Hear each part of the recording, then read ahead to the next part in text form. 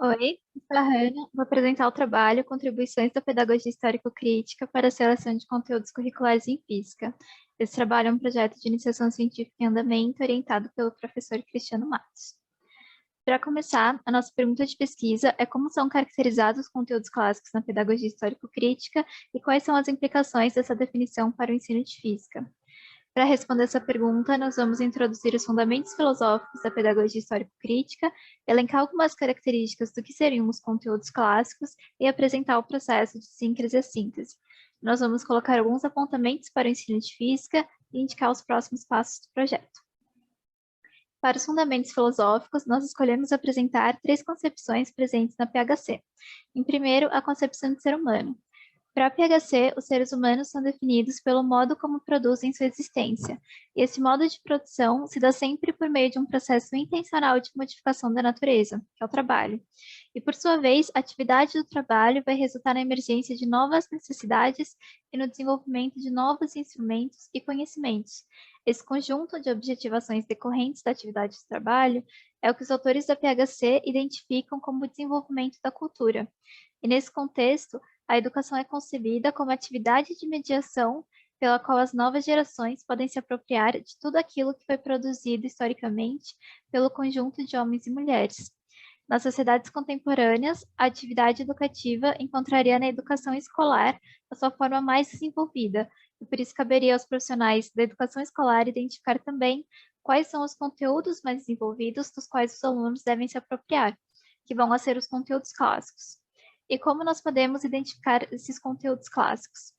Os conteúdos clássicos seriam as produções que representam o máximo, a síntese do desenvolvimento cultural.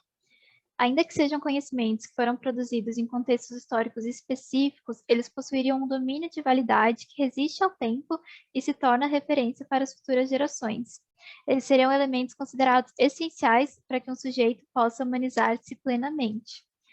E, para a PHC, os clássicos desempenham um papel fundamental na construção da realidade como síntese de múltiplas relações, então como uma realidade construída historicamente nas relações entre os seres humanos.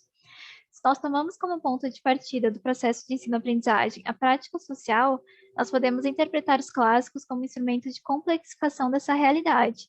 E se devidamente historicizados, os clássicos deixam de ser conteúdos formais e são transformados em conteúdos dinâmicos e concretos.